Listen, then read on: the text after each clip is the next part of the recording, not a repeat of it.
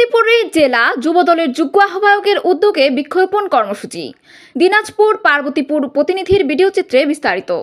দিনাজপুর জেলা যুবদলের যুগ্ম আহ্বায়ক ও দিনাজপুর জেলা ছাত্রদলের সাবেক ভারপ্রাপ্ত সভাপতি ফরিজার রহমান তপুর উদ্যোগে পার্বতীপুরের ধাপের বাজারে বৃক্ষরোপণ কর্মসূচি ও আলোচনা সভা অনুষ্ঠিত হয়েছে।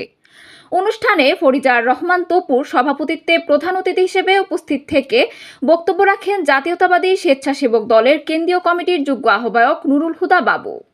গণমানুষের জন্য যা দরকার সেটা হচ্ছে একটা পরিবারের খাদ্যের সুরক্ষা, খাদ্যের নিশ্চয়তার কথা চিন্তা করে।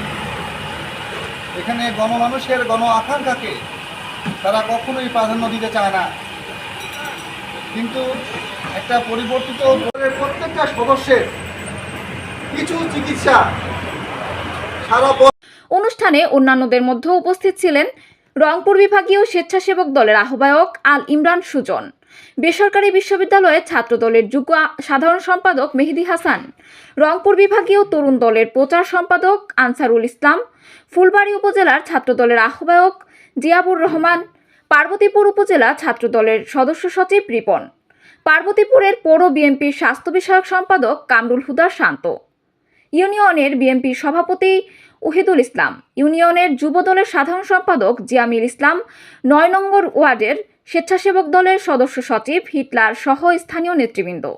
বৃক্ষরোপণ কর্মসূচির পূর্বে রাষ্ট্র মেরামতের ৩১ দফার লিফলেট বিতরণ করেন নুরুল হুদা বাবু সহ অন্যান্য বিএনপির নেতৃবৃন্দ।